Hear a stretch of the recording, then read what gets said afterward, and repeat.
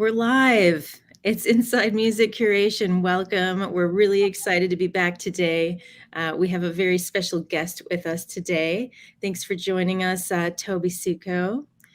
She spent years as the talent buyer at Bimbo's 365 Club in San Francisco. If you haven't been there, it's a beautiful concert venue. She spent her time booking, marketing, managing all of the club's live music events. And today we are going to dive into the art of talent buying. This is the first show in a kind of mini series that we're doing within Inside Music Curation, where we're kind of looking at the history of music curation. You know, music curation today, we're doing at Feed Media Group specifically, we're working with fitness companies and brands and businesses to, create sonic brands, to create music programs. But there are a lot of people within the industry and without the industry that contribute to music curation. So we wanted to dive in specifically to talent buying today, answer all of your questions, our own questions that we had for Toby as well, and talk a little bit about music curation in regards to venues, booking, bands, the whole shebang. So thanks for joining us, Toby. Thanks. I'm excited to sit and talk about music for a little while. Awesome. We've also got Juan and Arturo, our esteemed music curators from here at Feed Media Group. Let's dive in. Let's talk a little bit about, talent buying. For those who don't know, Toby, tell us, what is a talent buyer? So a talent buyer is the person that works on the venue's behalf, and they're usually affiliated with a venue, although they can also be affiliated with maybe a string of venues, maybe a festival. And, if it gets to a larger scale like that too, it can also be a group of people as opposed to just one person. But they're the ones that is working with an artist agent usually to confirm a show and get that artist booked at the venue. Awesome. So tell us a little bit about, what goes into booking a show. I mean, when you think about, tell us a little bit. I know you spent, the majority of your time at Bimbo's. Tell us about that venue in particular, and kind of help us set the tone for what goes on behind the scenes to get great acts in the door and make sure that you're providing good experiences for both sides. Yes. Bimbo's, I will say, is definitely a unique case because it is family owned and operated and has been run by the same family since 1931, which is very unique. Also, too, it's a gorgeous, gorgeous venue. Like when you're watching an old movie and Humphrey Bogart saunters into like a swanky cocktail lounge, and you're always like, why don't those places still exist? That's what Bimbo's is like, because it was this supper club cocktail lounge that was around in the 30s. And the family that owns it has done a really good job kind of keeping that look and feel, which is a really nice thing to have. But the process is the simplest way to break it down is it's basically the negotiation between the talent buyer on the venue side and the agent to confirm all the logistics and the financials, of course, and get that show booked. So it can kind of come about one of two ways. Either it's interest is generated first on the venue side. I've heard of this amazing artist. I know who books them. I'm going to talk to that agent and see if I can get that started. Or it can come from the agency side. And, they've got this artist that they're booking a tour for. They know they're coming to San Francisco. And Bimbo's is the right size. I'm going to call up Bimbo's and see if I can make that happen. And at that point, that's where it is all about the research. And the research really comes into play. Tell me now, Juan, I know you're in LA. Have you been to Bimbo's before in San Francisco? No, I haven't. The opportunity. Arturo, have you seen any shows at Bimbo's? Yes, many shows. It's a great venue. It's beautiful. What were some of your favorites there? Just to give some context to the crew who might come through. A show that I really liked there was Ariel Pink. It was a really good show. When I think, at the end of the show, he hides somewhere and you couldn't find them, I remember. That might have been the show where he came on stage eating a sandwich. That's the one, yeah. Yeah, like a big hoagie, and he was just chomping on that as he came out. Like, okay, everyone. I think Bimbo's might have been one of my first San Francisco shows. I saw Devotchka there, which I thought was a perfect match for the room. Like, Devotchka just has this very eccentric music, and you go into this, swanky lounge. It was a great experience for me. So if you haven't been to San Francisco, check it out online. But, just to give some context as we start digging into the process and what that research looks like as you're looking, for people who want to come into Bimbos or bringing people in. So yeah, I have a question. Oh, sorry. Now I was going to ask you about, as part of the process, some stuff that you mentioned, is the research. And it's very interesting to me because how do you, what entails you do the research, because it's about, you need to match obviously season, day of the week, the type of band, pricing. So maybe you can tell us a little bit how that process, what entails. Yeah, because the research is definitely a huge part of it. Every single artist, even if you know that you feel really certain that this is going to be a big sold out show, you still have to do a ton of research to make sure that your offer is competitive, because you're going to be competing with other venues. If you're in a secondary market, you're also competing with other cities because that artist might not necessarily be coming through your town. So you have to dive in really deep and do that research. And it's a lot of things. It can be, you're of course going to want to look at their past touring history, where they played in the past, what those ticket prices were like, read reviews of the show, see live video of the shows if you can find it, to figure out how the show went, if people liked it. You're going to want to look at past releases, streaming, who their fans are how engaged are their fans. Also too, I found it really important to have a good network. So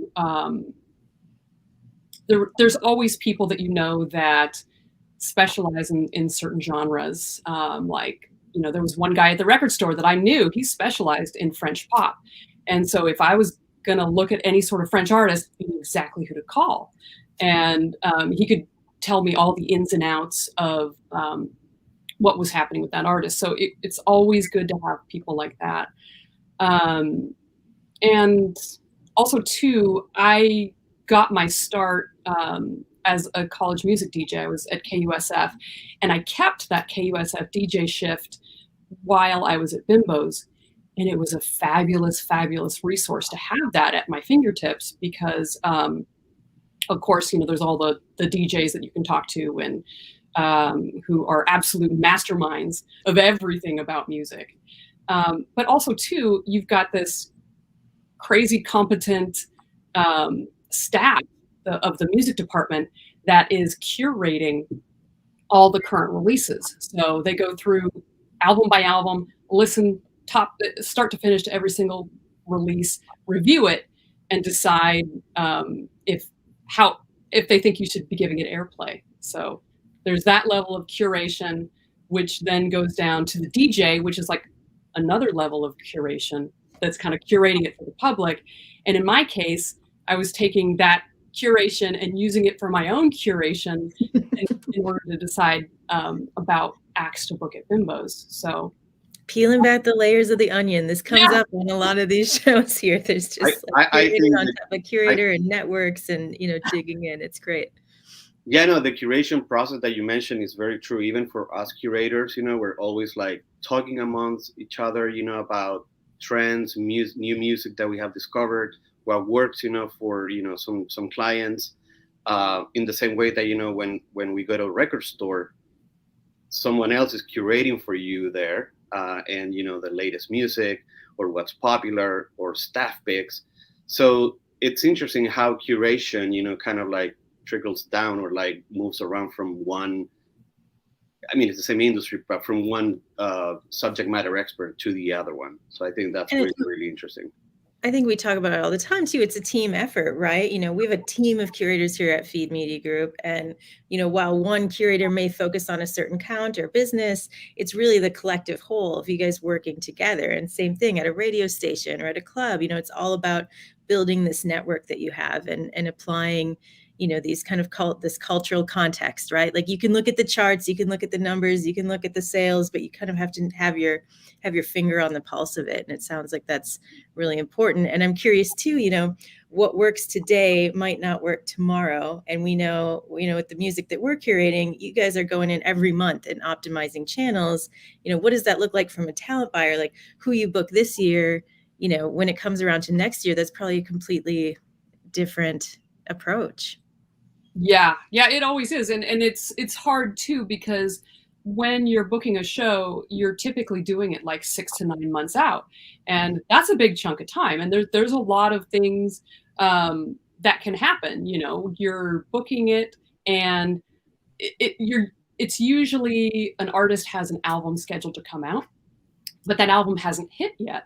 So I mean, that album could come out and maybe it's, not up to par with the last albums, or, maybe it's their next big hit and nobody saw it coming. So those things can kind of go both ways. And then too, like there's also random logistics that come into play. Like we had an artist once who I don't think was expecting to be as pregnant as she ended up being when the show came around. So she got on the stage and played 2 songs and passed out.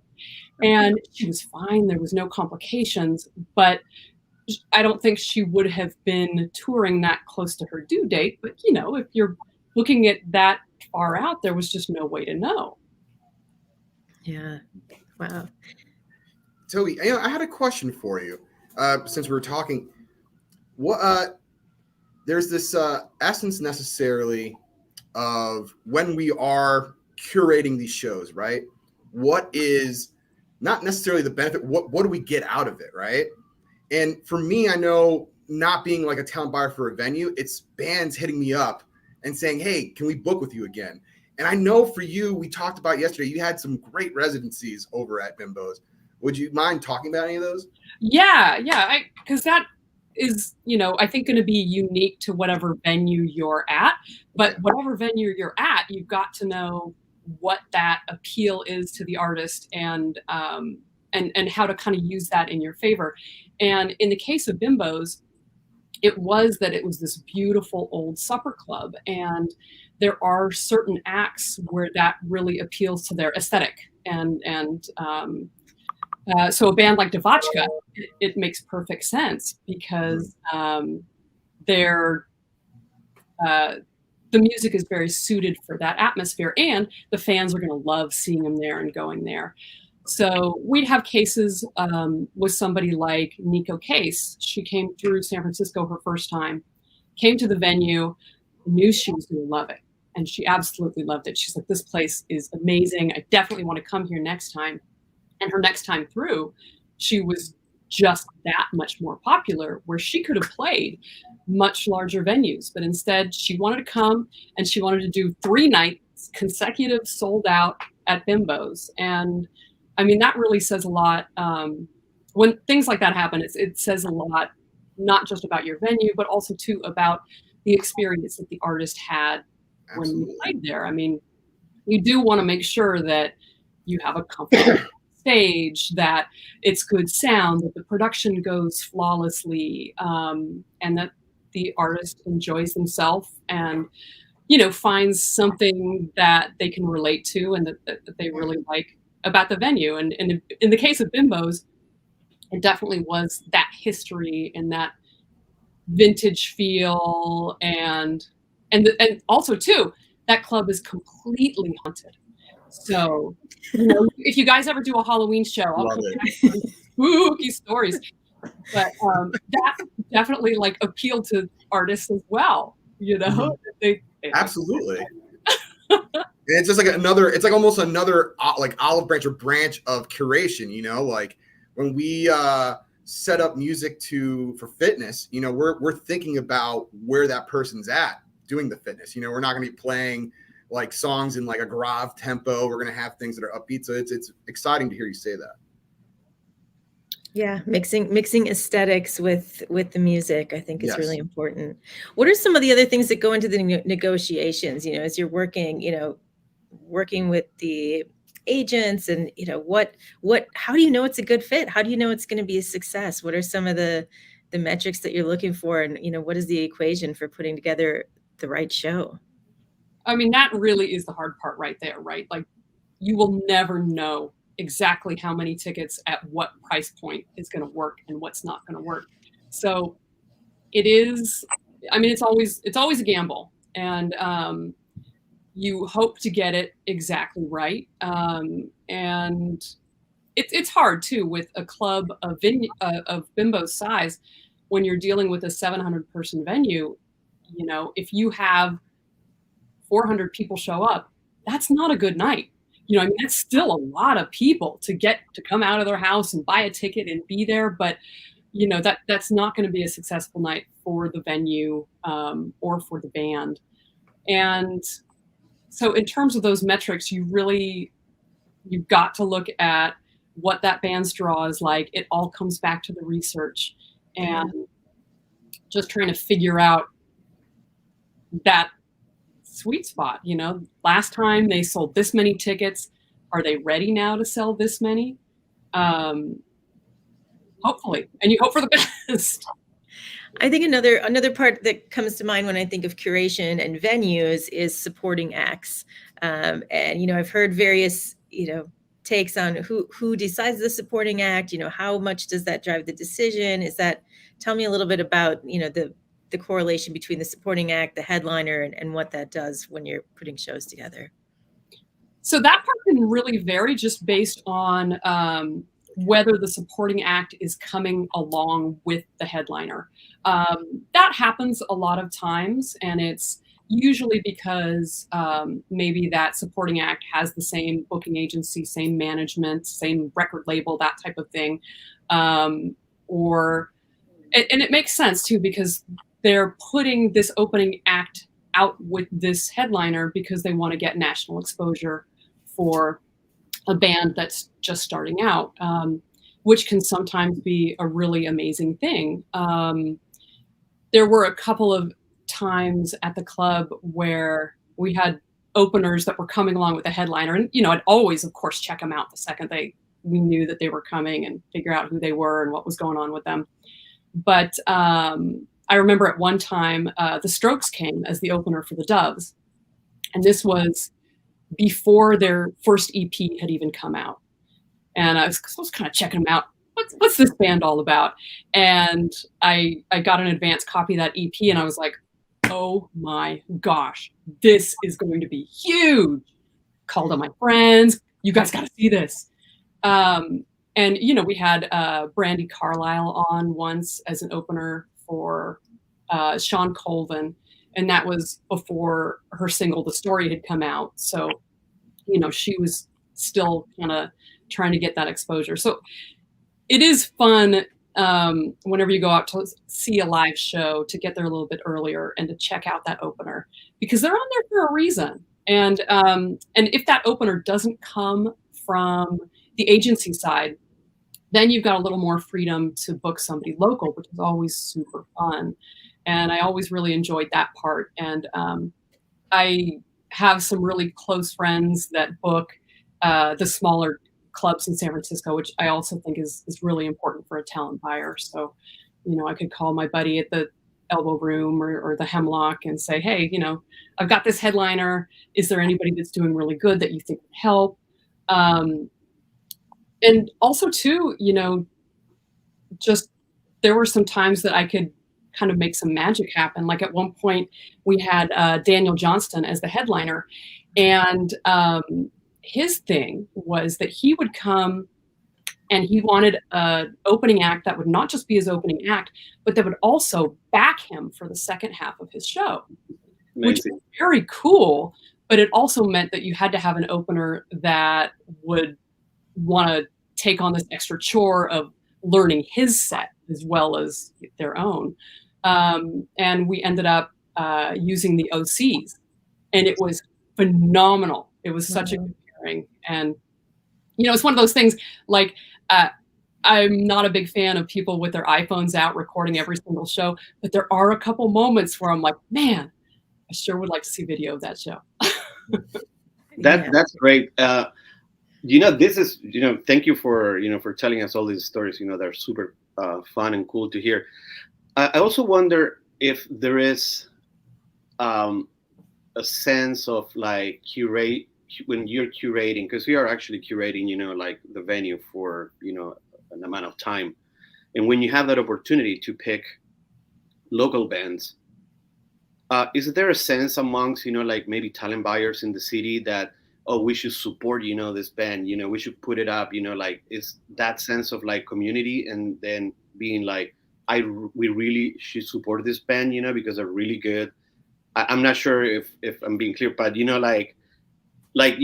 in a way trying to see like this band come out of, San Francisco, right? And, people from all yes. the, and I would say, people always love to see the local bands doing really well, but, there also is the competition side of it too, where, you want this band to keep doing well and going to that next level. But there also is the side where, if they're going to be the opening act at Bimbo's, they're not going to also in that same month play one of the smaller clubs, just for reasons of draw. And but yeah, I think everybody always loves to see a local band do well. And I think it's why it's really nice to have that network too.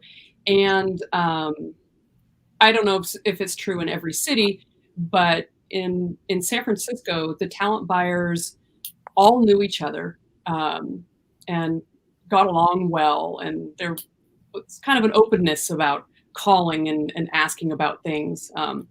Maybe not when you're both bidding on the same show, but yeah, this community feel, right? Like there's the right fit, right? Like not every venue is right for each band and vice versa. And so finding that right fit. And Juan, I know you've done, some curating in the physical world also. Tell us just a little bit about some of your experiences putting on shows and bringing communities together. Yeah, absolutely. So I mostly got into this because I played in bands, and for me, being from Connecticut, it was a spot that there wasn't many venues to play. So it took for me to essentially reach out to a lot of different people to find different places to play. So then you find those places to play, and now you need to find bands to support you when you play there. So I was so lucky coming up. I think the first tour we did was on a Rolodex. That was like maybe 6 or 7 months before MySpace came through. But when MySpace came through, it opened up the Pandora's box for like booking and everything. And it made it easier to book as an independent person, right? But where really the curation comes in is, let's say, for example, you have a buddy who's playing in a really dope band from Arizona, right? And they're coming through, and we don't have necessarily the budget or the sometimes even like the necessary like stable venue in order to play. So we have to utilize our community, and the community essentially is a nebulous group of people that interact on the internet. They go to the shows. We were talking about yesterday, like CBGB's. CBGB's was a community venue. It didn't matter what. I mean, actually, that's not totally true, because if I heard Talking Heads was going to be there, I would have been there, right? Or Ramones or whatever. But I think that's part of like the result of having an excellent community venue. In San Francisco, there is oh wow, it's escaping me. Green Day played there, or they had their start there. DIY place. I'll remember it. Berkeley. Gilman's? Yeah. Yes. Thank you, guys. Thank you. Yeah, Gilman's. And Gilman still runs. Yeah. And one of the wonderful things about that is this almost like a circle of life of like booking, right? Because you want the bands to start and then essentially develop so that they end up in Bimbos, and then from Bimbos, they graduate even further on. That is one of the coolest things about having a community, and especially a live community.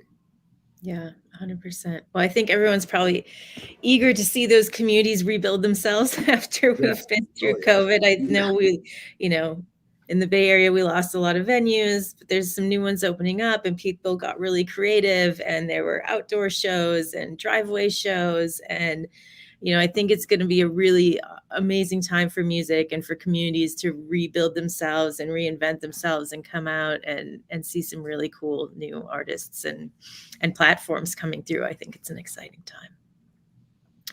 Well, I know time always flies when you're talking about music. We're running out of time, but wanted to, bring it back and just, ask Toby maybe a few, best practices, advice for anyone aspiring to, get into the talent buying realm. Where should someone get started? What are some good resources? Well, in terms of getting started, I would say you want to be working somehow in the industry somewhere. And because that will teach you about the industry, but also, or if you want to be a talent buyer in particular, you want to start working at a club or at, maybe Live Nation or one of the places that runs a bunch of venues. Yeah, and in terms of best practices, I would say it's definitely all about the research and having that network and, making those connections with artists that will want to come back again and again and again. Yeah. As with all music curation, build up your network. Yeah. Don't go it alone, rely on folks, find your niche and immerse yourself as much as you can. Arturo, anything you'd like to add? I think this, has been a great conversation, and I want to thank Toby for joining us today. I think we've learned a few things, about talent buying, and it's been amazing. Well, it's been a lot of fun for me, and you guys are doing some amazing things at Feed FM with your curation, and so I'm happy to be a part of it. Awesome. Well, if you want to know more about Feed Media Group, look us up, feedmediagroup.com. We are here every other week, Inside Music Curation. We've got some great shows coming up. So please subscribe, follow along, and have a great day. Cheers. Later.